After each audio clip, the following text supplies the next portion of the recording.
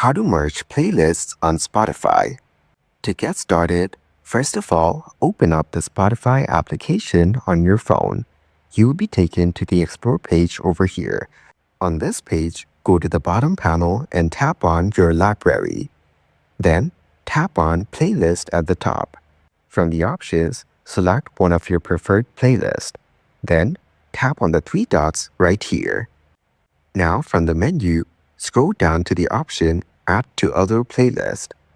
Now, choose any playlist from here. As an example, I'm choosing a random playlist. You can choose whichever one that you want.